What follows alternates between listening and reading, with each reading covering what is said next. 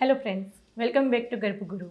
मैं डॉक्टर प्रियंका यादव और आज हम बात करेंगे प्रेगनेंसी के दौरान यदि आप चाहते हैं कि आपकी प्रेगनेंसी हेल्दी रहे, आपको अनवांटेड कोई सिम्टम ना आए और आपका बच्चे का वजन अच्छा रहे।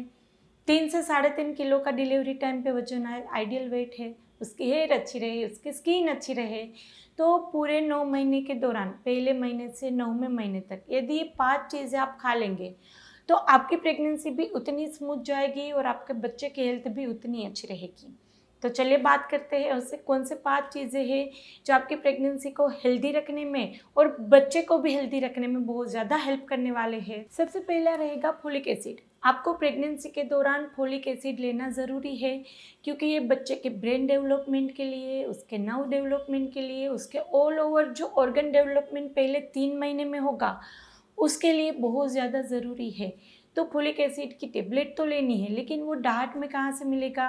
आप स्पिनेच ले सकते हैं, आलमंड्स ले सकते हैं, ड्राई फ्रूट्स ले सकते हैं, अंजीर ले सकते हैं, खजूर ले सकते हैं, मूंग चना ले सकते हैं। इन सब में आपको फोलेट बहुत अच्छे में मिलेगा। प्लस आपके बच्चे के ऑल ओवर ग्रोथ के लिए भी ये उतना ही अच्छे से फ़ायदा करेगा। तो यदि आपकी प्रेगनेंसी हेल्दी चाहते हैं, उसके ऑर्गन डेवलपमेंट हेल्दी चाहते हैं, तो फोलिक एसिड की टेबलेट लेना भी ज़रूरी है और डाइट में ये सब चीज़ें भी ऐड करना ज़रूरी है। आपने देखा होगा कि कभी कभार तीसरे महीने की सोनोग्राफी में बच्चा अच्छा नहीं आता है, कहीं ना कहीं ऑर्गन डेवलपमेंट अच्छे से नहीं होता है, स्पाइन में दिक्कत आ जाती है, हेड में दिक्कत आ जाती है, कभी कभी 5वें महीने पे किडनी में अच्छी फंक्शनैलिटी नहीं होती है, इंटेस्टाइन अच्छे नहीं रहते हैं। तो तीसरे या 5वें महीने में जो बड़ी सोनोग्राफी में सब चीज़ें पता चलती है। तो यदि हम चाहते हैं वो सब दिक्कत हमारे बच्चे में ना आए, तो फोलिक एसिड एक की इंग्रेडिएंट है जो आपको वहाँ पे लेना ज़रूरी है पूरे 9 महीने के दौरान। दूसरा रहेगा omega 3 fatty acid. Omega 3 fatty acid है वो सेम बच्चे के ब्रेन डेवलपमेंट के लिए बहुत ही ज़्यादा ज़रूरी है, उसके नर्व डेवलपमेंट के लिए बहुत ही ज़्यादा ज़रूरी है। तो ये कहाँ से मिलेगा? आप फिश खा सकते हैं, रो फिश नहीं खा सकते प्रेगनेंसी के दौरान, उसको पका के खा सकते हैं और उसमें भी हाई मर्क्यूरी वाली नहीं खा सकते।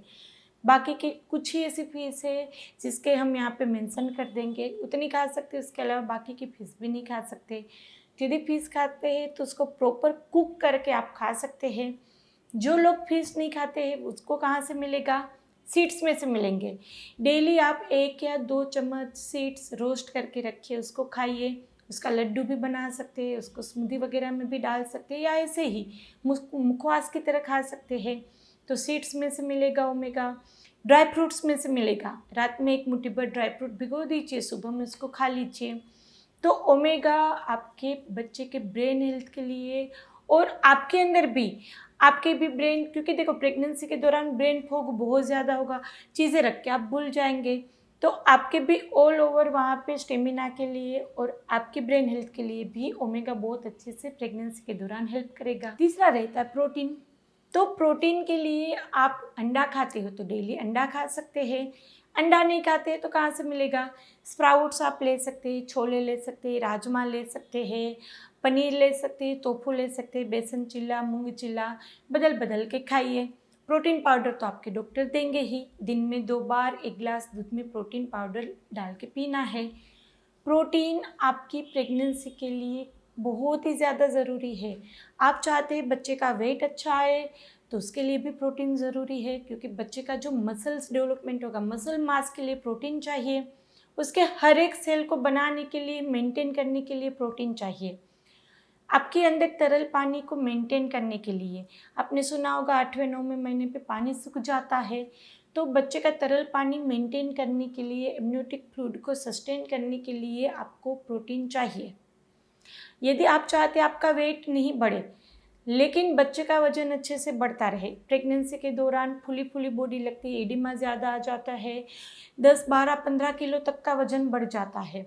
यदि आप चाहते हैं ऐसा वजन ना बढ़े, आपका वजन उतना ही रहे लेकिन बच्चा 3 3.5 किलो का आए, तो उसके लिए प्रोटीन, जितना आपका वजन है उतने ग्राम यदि आप डेली प्रोटीन लेंगे प्रेगनेंसी के दौरान तो आपका बिल्कुल वजन नहीं बढ़ेगा, लेकिन प्रेगनेंसी उतनी हेल्दी रहेगी, इम्यूनिटिक फ्लूइड अच्छा रहेगा, बच्चे के मसल मास इतना अच्छा रहेगा और उसका हर एक ऑर्गन डेवलपमेंट के लिए प्रोटीन चाहिए। तो आपको प्रोटीन किस तरह से लेना है, हर एक मील में लेना है, सुबह दोपहर रात, हर एक मील में 1/3 पोर्शन जो रहेगा वो आपको प्रोटीन रखना है। यदि इस तरह से प्रोटीन लेंगे तो प्रेगनेंसी बहुत अच्छे से स्मूथली जाएगी, किसी भी तरह की दिक्कत नहीं आएगी। चौथा रहेगा आयरन।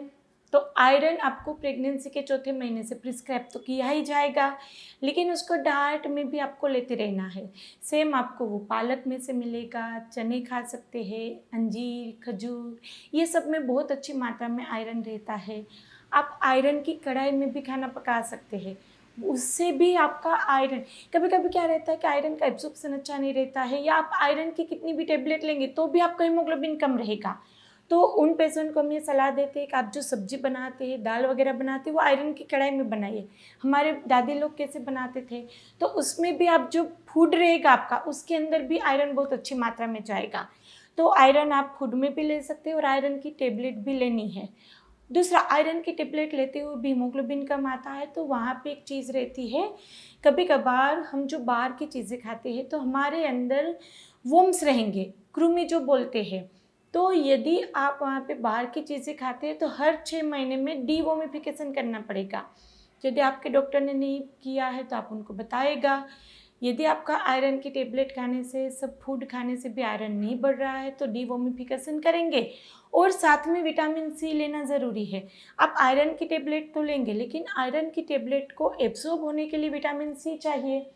तो आयरन के फूड के साथ आपको विटामिन सी रिच फूड भी खाने पड़ेंगे। वो आप नींबू पानी डेली 1 गिलास पी सकते हैं, ऑरेंज खा सकते हैं, विटामिन सी की टेबलेट ले सकते हैं। तो आप या तो आयरन लेंगे, विटामिन सी नहीं लेंगे तो भी हीमोग्लोबिन नहीं बढ़ेगा, और यदि आप डीवोमिफिकेशन नहीं करेंगे तो भी आयरन अच्छे से एब्सॉर्ब नहीं होगा। तो ये सब चीज़ें प्रॉपर तरीके से करेंगे तो आपका हीमोग्लोबिन अच्छा मेंटेन रहेगा। कभी कभी लास्ट में इतनी ज़्यादा कम आती हीमोग्लोबिन कि उसके लिए आपको बोतल चढ़ाने के लिए बोला जाएगा, ब्लड ट्रांसफ्यूज़न के लिए बोला जाएगा। तो वहाँ पे हाई रिस्क प्रेगनेंसी हो जाती है एंड में, यदि आपका हीमोग्लोबिन अच्छा ना हो तो आयरन और विटामिन सी आप लेंगे तो हीमोग्लोबिन आपका मेंटेन रहेगा। दूसरा रहता है कैल्शियम। कैल्शियम भी प्रेगनेंसी में बच्चे की बोन हेल्थ के लिए बहुत ही ज़्यादा ज़रूरी है। चौथे महीने से आपको कैल्शियम की टेबलेट तो दी जाएगी, लेकिन वहाँ पे भी कैल्शियम और विटामिन डी साथ में लेना ज़रूरी है, तभी वो दोनों का एब्जॉर्प्शन प्रॉपर हो पाएगा।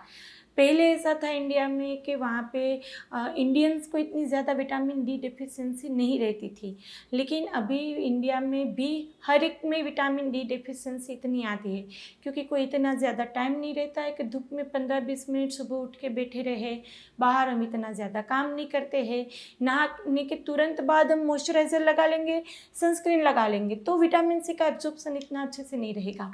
तो विटामिन सी और विटामिन डी दोनों आपको लेना प्रॉपर ज़रूरी है। तो कैल्शियम के लिए टेबलेट तो लेनी ही है, साथ में आप डाइट भी अच्छा रख सकते हैं। कहाँ से मिलेगा? डेयरी प्रोडक्ट्स में से। डेयरी प्रोडक्ट यानी कि दूध तो हमने बोला है दिन में 2 बार दूध पीना ज़रूरी रहता है प्रेगनेंसी के दौरान। उसके अलावा आपको नट्स में से भी मिल जाएगा, टोफू में भी बहुत अच्छा रहता है, सोयाबीन में भी बहुत अच्छा रहता है। तो इस तरह से यदि आप सोयाबीन और डेयरी प्रोडक्ट्स लेंगे उसमें से आपको कैल्शियम रिच फूड मिल जाएगा।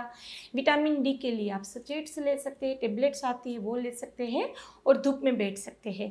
तो हमने जैसे बताया ये सब चीज़ें आप यदि बैलेंस्ड डाइट लेंगे, जिसमें आपको स्प्राउट्स अच्छे से रखने हैं, डेयरी प्रोडक्ट्स अच्छे रखने हैं, स्प्राउट्स लीजिए, नट्स लीजिए, फ्रूट्स लीजिए, तो ऑल ओवर उन सब में से आपको बैलेंस्ड डाइट मिलेगा, जिससे आपकी प्रेगनेंसी भी हेल्दी रहेगी और जो बच्चा अंदर है उसको भी सब चीज़ें अच्छे से मिलेगी।